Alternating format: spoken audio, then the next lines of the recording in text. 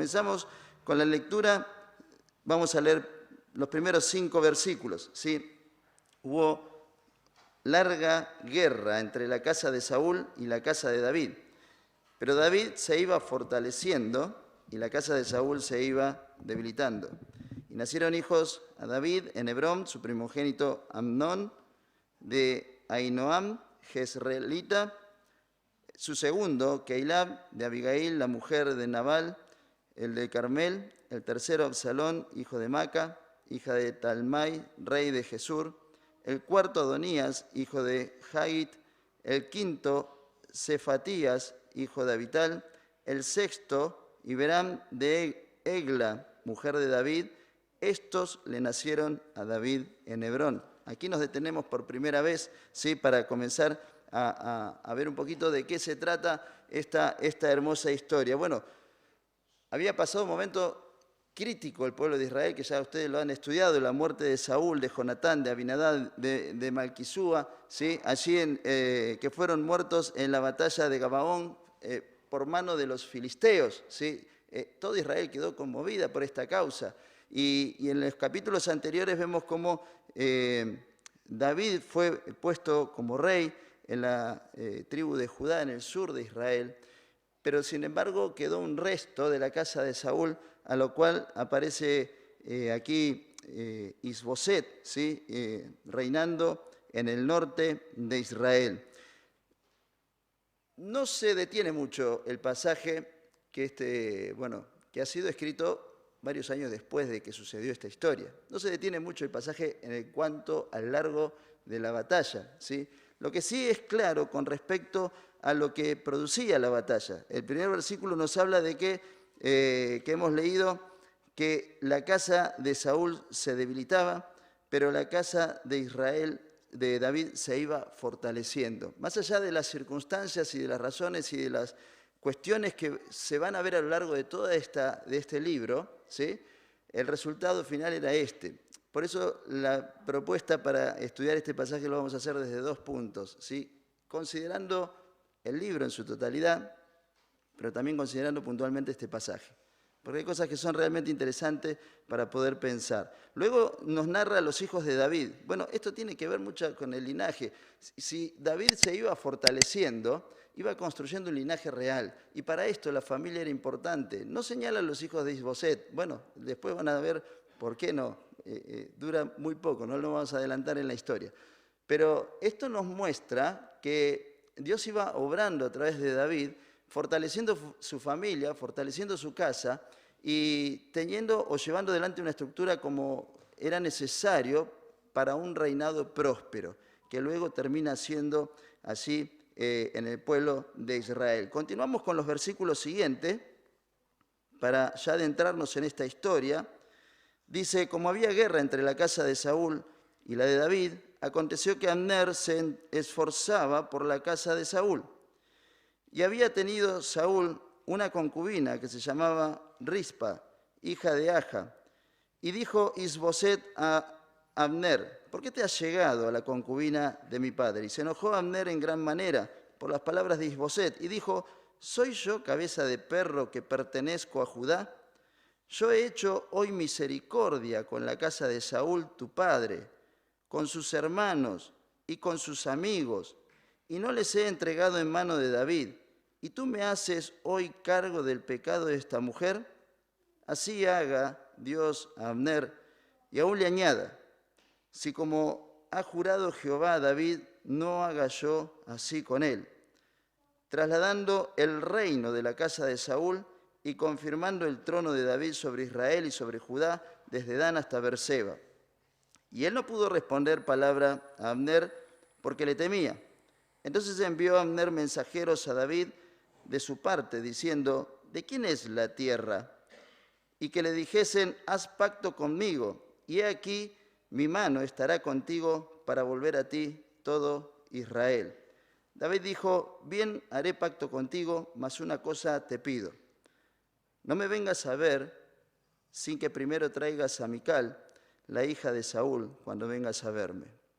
Después de esto envió David mensajeros a Isboset, hijo de Saúl, diciendo: restitúyeme mi mujer Mical, la cual desposé conmigo por 100 prepucios de filisteos. Entonces Isboset envió y se la quitó a su marido Paltiel, hijo de Lais. Y su marido fue con ella, siguiéndola, y llorando hasta Baurim. Y le dijo a Abner, anda, vuélvete. Entonces él se volvió. Y habló Abner con los ancianos de Israel, diciendo, hace ya tiempo procurabais que David fuese rey sobre vosotros. Ahora pues, hacedlo, porque Jehová ha hablado a David diciendo, por la mano de mi siervo David, libraré a mi pueblo Israel de la mano de los filisteos y de la mano de todos sus enemigos. Habló también Abner a los de Benjamín, y fue también Abner a Hebrón a decir a David todo lo que parecía bien a los de Israel y a toda la casa de Benjamín. Vino pues Abner a David en Hebrón, y con él 20 hombres. Y David hizo banquete a Abner y a los que con él habían venido. Y dijo Abner a David, yo me levantaré e iré y juntaré a mi señor el rey a todo Israel, para que hagan contigo pacto, y tú reines como lo desea tu corazón. David despidió luego a Abner y él se fue en paz. Aquí comienza una trama, podríamos decir política. Bueno, no vamos a hablar de política, ya estamos un poco saturados. Pero comienza una trama en la cual aparece un general de Saúl, Abner, hombre poderoso, sin lugar a dudas, muy influyente. Tal es la influencia de Abner que podemos ver en el relato con simples detalles que manipula a quien había colocado como rey allí en la región del norte, a Isboset, ¿sí? Y lo manipula, ¿por qué? Porque tenía un gran poder que él había logrado a través de la fidelidad a Saúl y de las batallas logradas, y esto lo usaba para poder llevar adelante lo que él pensaba. Podríamos pensar viendo el relato si era bueno lo que él pensaba. Sí, en definitiva sí, porque buscaba a través de un pacto con Israel la unidad del pueblo de Israel a cambio de la misericordia para con ellos. Era costumbre que cuando un rey era muerto y otro rey tomaba su lugar, que borrara la memoria de toda la familia. Por eso las expresiones de Abner diciendo, he hecho misericordia contigo, con los hermanos de Saúl y con la casa de Saúl, porque podía haberlos entregado a David, y no lo había hecho. Esto sin lugar a dudas ponía una presión muy grande sobre Isboset, que reinaba en el norte. Podríamos decir que Abner tenía dos condiciones muy notorias. Era alguien preocupado por el futuro, pero también ambicioso. También ambicioso. Tal es así, ¿sí?, que tienen un pleito con el rey, ¿sí?, con respecto a esta mujer, que era, como hemos leído, concubina de su padre Saúl. Tenían que ser siempre mujeres del rey, por lo tanto, no podía Abner allegarse a ella. Sin embargo, lo hizo, no lo negó. De hecho, culpó del pecado a la mujer. Y esto mostraba, sin lugar a dudas, que tenía una autoridad sobre aquel que estaba reinando en el norte y que esto podía usarlo en su favor. Entonces allí vemos que Abner decide negociar con David. Y en este relato nos muestra los parámetros en los cuales negocian. Miren, el versículo 12 es interesante. Entonces envió Abner mensajeros a David de su parte diciendo, ¿de quién es la tierra? Y que le dijesen, haz pacto conmigo, y he aquí que en mi mano estará contigo para volver a ti todo Israel. Este versículo 12 nos muestra tres condiciones que pone Abner en el pacto para con David. Primero, reconoce la autoridad de David. ¿De quién es la tierra? Es tuya. Tú eres el rey, ¿sí? Lo segundo, ofrece un acuerdo de paz. Haz paz conmigo. ¿Por qué? Porque haciendo paz conmigo, voy a traer lo que tanto querés. Voy a acercar al pueblo del norte para que puedas reinar conforme a tu corazón. Y obedece las condiciones de David, porque frente a esto David también pone condiciones. Miren, hay una vieja historia acá, es interesante y apasionante entrarnos en esa historia, porque David dijo en el verso 13, David dijo, bien, haré pacto contigo, una cosa te pido, no me vengas a ver sin que primero traigas a Mical, la hija de Saúl, cuando vengas a verme. Saúl había, en aquel entonces, podemos encontrar fácil la referencia, en 1 Samuel capítulo 18, la historia de David y Mical. Ganó el amor de Mical en una batalla, ¿sí? Una dura batalla. Luego le fue quitada por medio de Saúl. Y para David esto era importante. No aclara el texto si estaba movilizado por un amor genuino o estaba movilizado por una necesidad que había en aquellos tiempos de que, como leímos en las expresiones anteriores donde mencionaba a las mujeres, las esposas de David, algunas pertenecían a otros reinos y esto se acostumbraba para tener alianzas con otros lugares, ¿sí? Con otros países. Acá sería muy provechoso tener una alianza con la casa de Saúl, por medio de Mical, ¿sí? No menciona si es por esto, realmente no podemos decir que tal cosa sea así, o si había un verdadero o genuino amor. Lo que sí sabemos es que Mical tenía su vida ya armada y hecha. Pero atento a este reclamo de David, tanto Abner como Isboset deciden obedecer a la petición de David. Y luego vemos a Abner en una postura muy interesante. ¿Por qué? Porque al partir del versículo 17 encontramos a Abner intercediendo, en primer lugar con los ancianos de Israel, diciendo, verso 17, hace ya tiempo procurabais que David fuese rey sobre vosotros. Ahora pues, hacedlo, ¿sí? Pero también dice el verso 19, habló también Abner a los de Benjamín, tribu de la cual provenía Saúl, ¿sí? Quizás los que más apoyaban a la familia o a la casa de Saúl. Y fue también Abner a Hebrón a decir a David todo lo que parecía bien a los de Israel y a toda la casa de Benjamín. Intercedió con todos aquellos ancianos y aquellas tribus de Benjamín para que pudieran acceder a este acuerdo, David lo recibe con una gran nota de paz. Versículo 20 y 21 nos habla de que fueron recibidos por David tanto Abner como los 20 hombres que habían venido con él, con un gran banquete conforme a la costumbre, ¿sí? Y así sellaron pacto en el cual Abner dice estas palabras, dice, y juntaré a mi señor el rey a todo Israel, para que hagan contigo pacto, y tú reines como lo desea tu corazón. David despidió luego a Abner y él se fue en paz. Y este sería un buen final para la historia. ¿Sí? Sería un buen final. Pero la historia sigue. Por eso es muy apasionante poder ver lo que se muestra en estas historias y tomar ejemplo, porque allí toma lugar otra persona de esta historia que es Joab, ¿no? Uno de los generales más importantes del rey David. Miren, cuando vamos y leemos la historia de los valientes de David, ¿sí? No eran personas comunes, eran tremendos guerreros.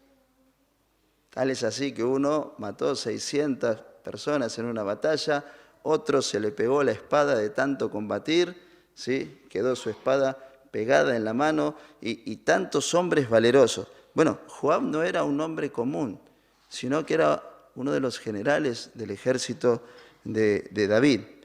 Y comienza e irrumpe en esta historia de una forma muy triste.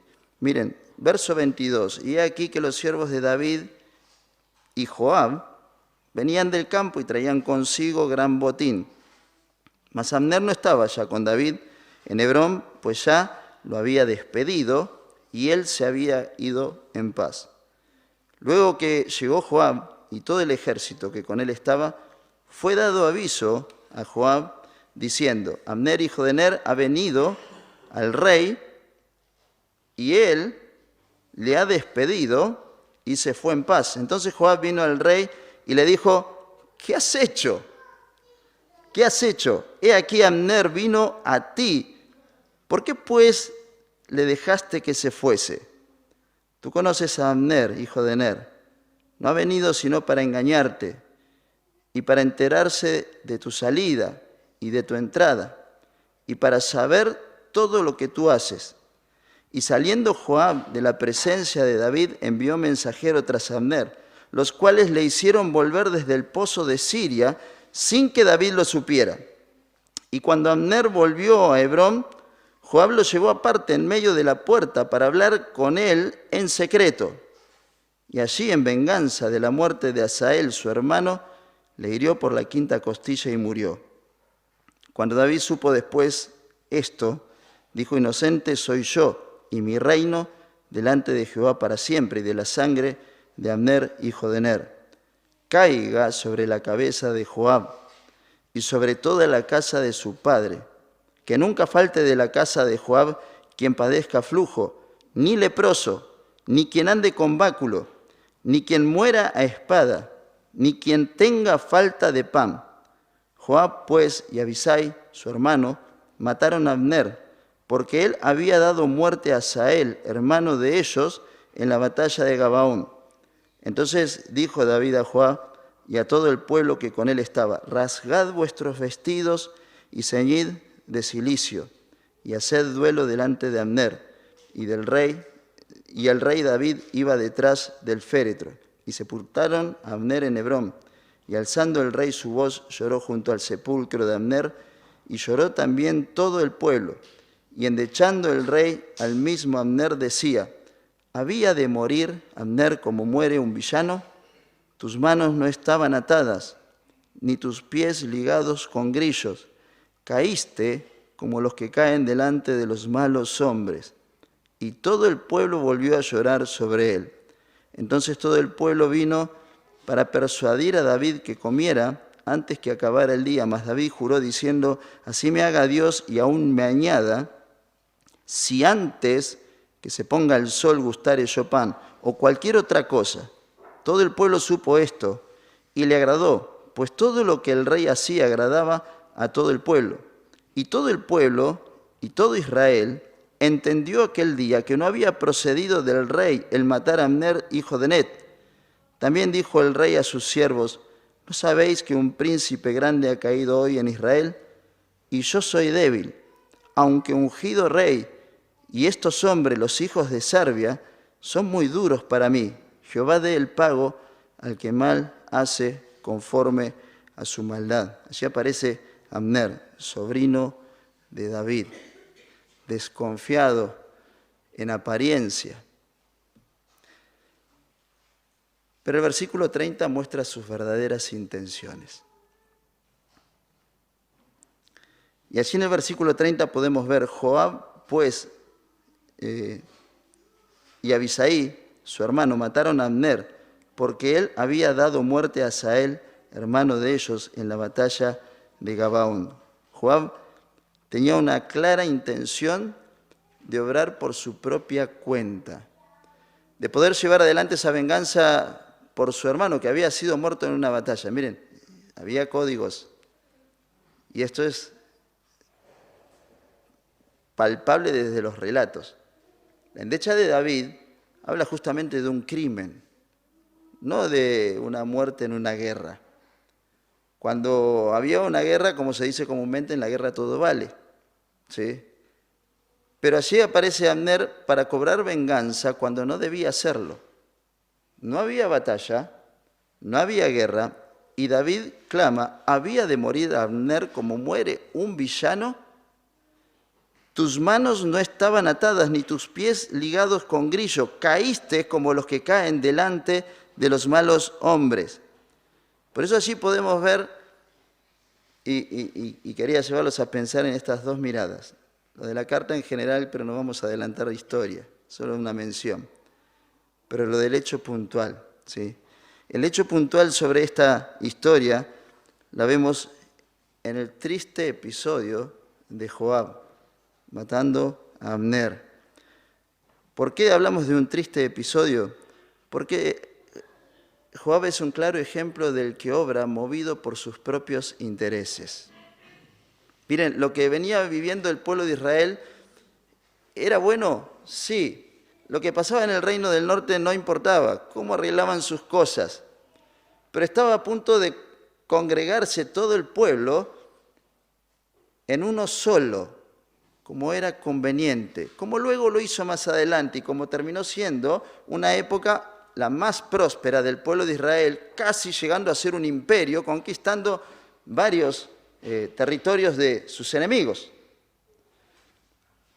Pero así aparece un hombre que no piensa en la necesidad del pueblo, sino en sus propias cuestiones, y actúa en una actitud que era consecuente en su persona. Porque Joab prosigue siendo el general de David. Miren, el último versículo, David nos dice una realidad. Lo mismo que padecía Isboset, también lo padecía David. Dice David, y yo soy débil, aunque ungido rey, y estos hombres, los hijos de Sarbia, ¿sí? Joab, ¿sí? Y su hermano, son muy duros para mí. Jehová del pago al que mal hace conforme a su maldad. Son muy duros para mí. Sé que soy el rey. Sé que el pueblo me ha designado como rey. Pero estos hombres son muy duros. Y no era por la cuestión solamente de la batalla, sino por sus actitudes. Miren, las actitudes de Joab son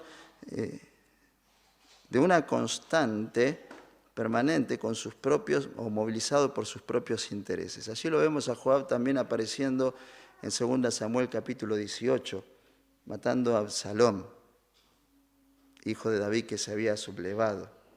Cuando David despide a las tropas, se encomendó encarecidamente, no toquen al joven Absalom.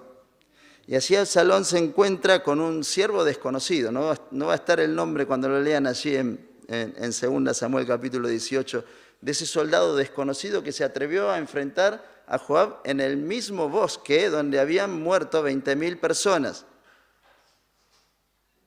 Y habiendo quedado enredado en una encina, Joab le dice, me hubiera placido darte 10 siclos de plata y un talabarte con tal que lo mataras. ¿No? Oímos cuando el rey te dijo, no toques al joven Absalom. Y si tú te opones al rey, también estarías en contra de él. La respuesta de Joab fue muy dura, no malgastaré más mi tiempo contigo. Y tomó 3 dardos y los clavó en el corazón de Absalom. Pero allí había guerra.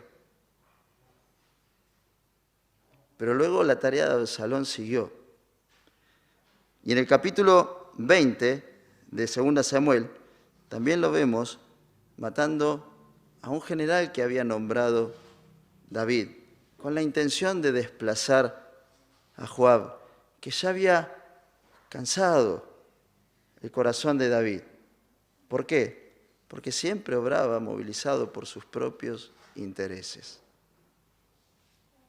¿Te va bien, hermano mío?, le dijo a Joab y acarició su barba conforme a la costumbre y clavó por su 5ª costilla una daga y le dio muerte. Y se perpetró en su lugar. Miren, es una actitud muy difícil y muy dura el actuar por cuenta propia. Decimos que podemos sacar ejemplos de las hermosas historias del Antiguo Testamento. Nosotros tenemos un privilegio de formar parte del cuerpo de Cristo, que es la iglesia, de la cual todos somos miembros. Todos aquellos que hemos recibido a Cristo como Señor y Salvador somos agregados a la iglesia. Y Dios nos ha dado capacidades y dones espirituales para poder servirle y para poder honrarle, pero también para ser bendecidos y ser de bendición. Siempre en la palabra de Dios se nos ha enseñado la importancia de la armonía en el cuerpo de Cristo. De hecho, no hay mejor definición y descripción que esta, un cuerpo.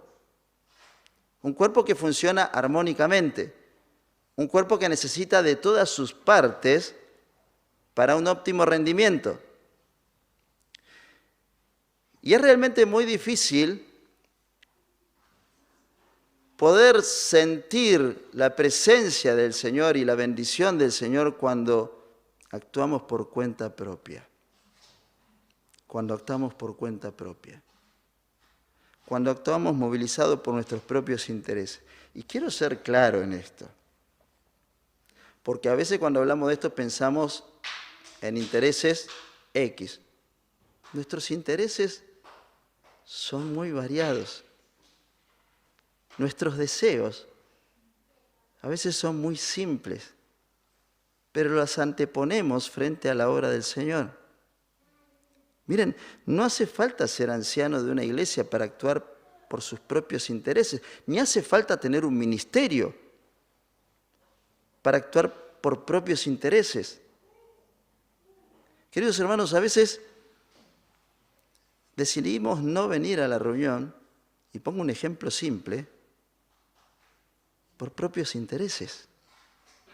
Y el privilegio que Dios nos da de servirle, de honrarle, de glorificarle en medio del cuerpo, lo desechamos por propios intereses. Uno puede decir, pero ¿cuáles pueden ser esos? No importa. Descanso, esparcimiento. Pero todas aquellas cosas que las llevamos adelante por propios intereses atentan contra la esencia de lo que el cuerpo de Cristo es. Juan capítulo 17, oraba el Señor por los suyos y oraba por nosotros, por los que íbamos a creer en la palabra de Dios por ellos. Y decía, para que ellos sean uno, como tú y yo somos uno, oh Padre, y el mundo vea y crea. Miren, la unidad en el cuerpo de Cristo es cosa seria, como lo era también en el pueblo de Dios. Era cosa seria, ¿por qué? Porque la unidad en el cuerpo de Cristo está basada en un principio indiscutible, que es la indivisibilidad de Cristo con el Padre. Pregunto, ¿acaso las Escrituras nos muestran a Cristo obrando bajo sus propios intereses? No, en absoluto. Hasta su hora más difícil, en el huerto del Getsemaní, Padre, si es posible, pase de mí esta copa sin que yo la beba, pero hágase tu voluntad. Y podemos ver a Cristo permanentemente interactuando con el Padre, buscando la guía del Padre. ¿Y necesitaba la guía de Dios? Sí, porque Él nunca hizo nada o nunca enseñó nada que no hubiera hecho. Lo enseña Hechos capítulo 1, verso 1. Él nunca enseñó nada que no hubiera hecho. Y así cada uno de nosotros podemos entender la importancia de que esta unidad pueda expresarse en principios, un Padre, un Señor, una fe, un bautismo. Pero también pueda expresarse en conceptos, una mente, un sentir, un mismo objetivo. Porque esto, sin lugar a dudas, es lo que hace que el nombre de Dios sea glorificado. Lo que hizo Joab fue muy triste, realmente muy triste. Llenó de amargura el corazón de David. A tal punto, David tendría que haber reaccionado como lo demandaba la ley y la lógica, tendría que haber dado muerte a Joab y a su hermano, pero realmente eran hombres duros. Pero sin embargo, cuando vemos lo que genera esta actitud de Joab en el pueblo de Israel, nos damos cuenta lo grave que es actuar por cuenta propia. ¿Por qué? Porque en primera instancia rompe vínculos. Había un acuerdo, había un pacto. El pacto era de paz y favorecía al pueblo de Dios. Miren, cuando actuamos por cuenta propia, los vínculos de unidad que Cristo ha generado entre nosotros siempre son rotos. Siempre son rotos. Lo segundo, generó dolor, porque no solo generó dolor en el corazón de David, generó dolor también en el corazón del pueblo. Una actitud que llevó al pueblo a lamentarse con el rey. Es conmovedor, le fueron a pedir que coma, porque lo veían realmente devastado y el pueblo estaba dolido con él. y generó gran dolor, pero también trajo incertidumbres, porque el relato nos muestra, frente a la insistencia de aclarar, que siempre estuvo la duda si David intervino para matar a Abner. 3, 4 veces el relato dice, y David no tuvo nada que ver. Luego lo pone en boca de David, la sangre sea sobre Joab. Y David no tuvo nada que ver. Evidentemente eso trajo incertidumbre dentro del pueblo de Dios. Trajo también desconfianza, pero sobre todas las cosas sembró castigo y dolor. Miren, es lo contrario al que el mismo rey David señala en uno de los salmos de victoria más hermosos que hay, que es el Salmo 133. Mirad cuán bueno y cuán delicioso es habitar los hermanos juntos en armonía. No se sabe cuándo se escribió este salmo. Algunos comentaristas dicen que fue escrito probablemente después de asumir su reinado o de alguna batalla importante cuando el pueblo se reunía a celebrar. Pero contemplar David la unidad del pueblo le llenaba el corazón. Es como el buen óleo que desciende sobre la barba. No era un aceite común. Era un ungüento supremo, según el arte del perfumador, que no se podía hacer otro igual, que era el aceite que se usaba para ungir al sumo sacerdote. Le traía ese recuerdo. Es hermoso pensar en esto. Es como el rocío de Hermón, que desciende sobre los montes de Sión. Es como ese rocío de la zona norte, del cordón montañoso del norte de Israel, que baja por el valle fértil del Jordán y riega toda esa tierra árida de una vida única. Porque allí envía Jehová bendición y vida eterna. Miren qué importante es la armonía. Miren qué importante que es que podamos ser conscientes de que somos conducidos y guiados por el Señor hacia lo que Él quiere y hacia donde Él quiere. Y que aquellas cuestiones personales, cualquiera sea esta, este es un caso extremo que podemos encontrar en esta historia. Cualquier cuestión personal, cualquier interés personal, siempre atenta en contra del pueblo de Dios. Miren, hablábamos de condiciones o de enseñanzas que podíamos extraer puntualmente de este pasaje, pero también es hermoso pegar una mirada, como quien dice, sobre todo este libro. Porque a lo largo de las historias y de los capítulos que vayan leyendo y estudiando, van a encontrar muchos errores de hombres, pero a la vez un propósito cumplido. Es interesante pensar en esto, porque Dios cumple su propósito, a pesar de los errores de Abner, a pesar de los errores de Isboset, a pesar de los errores de David, a pesar de los errores de Joab, a pesar de los errores de tantos otros que van a aparecer allí. Y esto nos hace entender también, en líneas generales, la grandeza de nuestro Dios. Hay vuelta atrás de los errores. Miren, si Joab hubiera vuelto atrás, no hubiera terminado como terminó. Lo mató Salomón, lo mandó a matar Salomón, agarrado de los cuernos del altar del tabernáculo. Así le dieron muerte a Joab. ¿Por qué? Porque había muerto Abner y Amasa.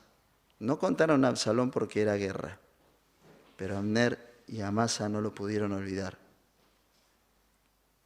¿Podía haber vuelto atrás? ¿Podemos volver atrás de nuestros errores? Miren, es interesante pensar en esto, porque a veces pensamos que nuestros errores nos condicionan perpetuamente. Y Dios es un Dios de amor, que trató con un pueblo como el de Israel, que era un pueblo cabeza dura, por hablar en criollo, como nosotros. En eso no tenemos ninguna diferencia. Que a veces nos podemos equivocar, que a veces podemos actuar movilizados por otras cosas que no sean la voluntad del Señor. Y podemos volver de esos errores para que Dios siga obrando y siga construyendo lo que Él quiere construir.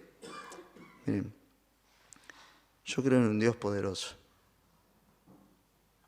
Si creemos en el mismo Dios poderoso, sabemos que Él tiene poder sobre todas las cosas. ¿Alguna vez vieron algo sorprendente de parte de Dios mostrando su poder y su grandeza y su misericordia? Sí. Pero creo que no hay mayor poder y mayor misericordia de Dios que tratar con nuestros errores. Y Él tiene poder para tratarlos. Por eso están leyendo unas hermosas historias donde hay muchos errores. Pero el propósito de Dios es cumplido. Mire, Génesis 50:20 y terminamos con esto, ¿sí? No tengo reloj, así que si me pasé les pido disculpas, ¿sí? Génesis 50:20. Es otra hermosa historia, la de José. Todos la sabemos, ¿sí? Lo que sufrió José por parte de sus hermanos, el desprecio, el haber sido vendido como un esclavo, todas las cosas duras que pasó allí en Egipto. Cuando llegó, cumpliendo la voluntad de Dios, cumpliendo el propósito de Dios en la casa de Potifar, guardándose con integridad, terminó 2 años preso. Y toda una historia tremenda, ¿no? Que luego el Señor lo posiciona en un lugar de privilegio, segundo del faraón. Y esto le permite, después de una gran sequía, reencontrarse con sus hermanos que no le conocían. Bueno, la historia es apasionante. Pero vamos a referirnos a capítulo 50, versículo 20 de Génesis. Son palabras de José para sus hermanos. Vosotros pensasteis mal contra mí. ¿Y estamos de acuerdo? Sí, por lo que le habían hecho. Mas Dios lo encaminó para bien, para hacer lo que vemos hoy, para mantener en vida a mucho pueblo. Sus hermanos se habían arrepentido. Sus hermanos habían suplicado perdón. Y vemos historias de hombres imperfectos que algunos han sabido pedir perdón y han vuelto a Dios. Y otros como Joab no lo han hecho. Pero como creemos en un Dios poderoso y en un Dios de amor, creemos en un Dios que tiene poder para inclusive lo mal que hemos hecho, encaminarlo para algo positivo en nuestras vidas. Que Dios nos ayude a que esto simple que hemos compartido nos lleve a reflexionar y animarnos a ser una unidad en el pueblo de Cristo, a que tengamos un interés en común, a que busquemos que el nombre de Dios sea glorificado. Y si en algo nos hemos equivocado, bueno, sepamos que tenemos un Dios poderoso, de un poder inigualable, que cuando vamos con arrepentimiento delante de Él reacomoda y reconduce lo que quizás nosotros hemos hecho equivocadamente, no tapando el error, sino encaminándonos hacia lo correcto, hacia lo que Él quiere. Por eso vemos historias apasionantes, con muchos errores, pero con un mismo final. El propósito de Dios siempre es cumplido, que podamos ser parte nosotros también de eso en el lugar que nos toque y conforme a lo que Dios ha dado en nuestras manos. Que el Señor nos bendiga.